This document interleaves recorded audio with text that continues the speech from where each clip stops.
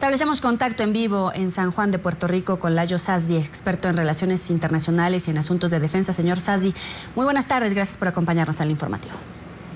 Muy buenas tardes a todos en Estados Unidos, Hispanoamérica y el Caribe. Hemos visto varios ejemplos de corrupción al interior de los gobiernos en Guatemala, en Honduras, en México. ¿Cuál puede ser el efecto de Guatemala en la región, en Centroamérica, en Sudamérica? ¿Podrían hacer los ciudadanos que se presentaran ante tribunales oficiales a los gobiernos que están señalados de corrupción?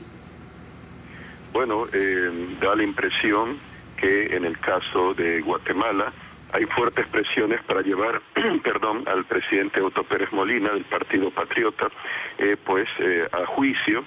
como lo han hecho con, lo que se intentaría hacer con su vicepresidenta Roxana Baldetti, que ha sido detenida. El presidente de Guatemala,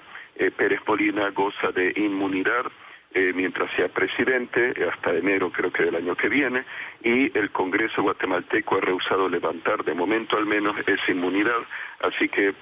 habrá que ver qué sucede en esta historia. En el caso de Honduras hay fuertes protestas por un caso similar al de Guatemala, el caso del Instituto Hondureño de Seguridad Social, que se ha reportado que entre 2010 y 2014 se robaron 350 millones de dólares, no ha habido medicamentos ni atención adecuada para el pueblo hondureño en vista, al parecer, como resultado de estos robos, y el presidente Juan Orlando Hernández del Partido Nacional,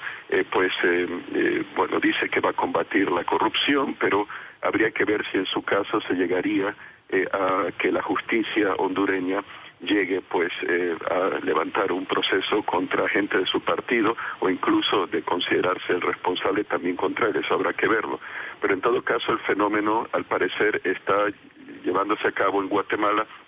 y muy probablemente esto se debería también a las presiones causadas por la intervención directa de las Naciones Unidas, la Comisión Internacional contra la impunidad, creo que es, en Guatemala, y esta comisión ha estado junto con la Fiscalía, la justicia guatemalteca, tratando de investigar los casos de corrupción. Tengo entendido que no habría un caso similar en otros países de los mencionados, así que podría esperarse que no hayan casos judiciales contra los gobernantes que se encuentren o se determinen, culpables o con una causa de que sean culpables. Eso por el lado de corrupción, ¿no? Hay otros casos de países en Sudamérica en que ha habido protestas, no tanto ya por corrupción, sino por oposición política. Quería preguntarle cuál es su evaluación de las instituciones como Ministerio Público, Procuraduría, que deberían ser independientes y que en casos como el de Venezuela se han denunciado, en este caso reiteradamente, que son controladas por el Estado venezolano y que no permitirían en este caso que un Estado señalado de corrupción o un gobierno señalado de corrupción como el venezolano sea investigado. Bueno, sí, el problema es cuando las estructuras del Estado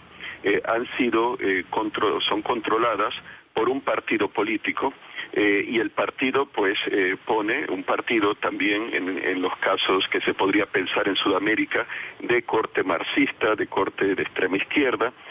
o simpatías marxistas que colocan típicamente, como se ha comprobado a lo largo de la historia del siglo XX en casos similares en Europa, en Asia, por ejemplo, y en la misma América, en el caso de Cuba,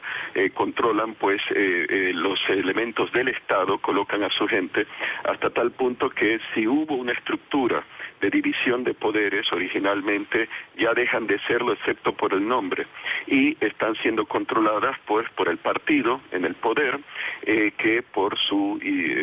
tendencia totalitaria tiende no solamente a controlar las instituciones del Estado, pero también instituciones de la sociedad civil, incluyendo la prensa. Ya no habría prensa libre, otras instituciones como la Academia de la Historia, por ejemplo, no habría una Academia de la Historia libre, como en el caso de Ecuador,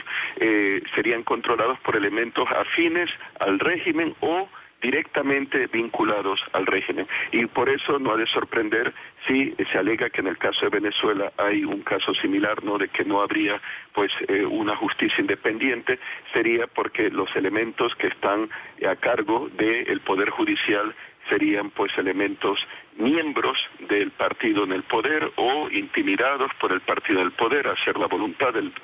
partido en el poder, y se convierten simplemente pues en otro brazo del Estado. Ya no es independiente, sino en un brazo ejecutor del Estado y de su voluntad, y en última instancia del partido en el poder. Muy bien, agradecemos a Alayo Sazdi, experto en relaciones internacionales y en asuntos de defensa, por habernos acompañado en NTN 24. Muchísimas gracias. Buen día para usted.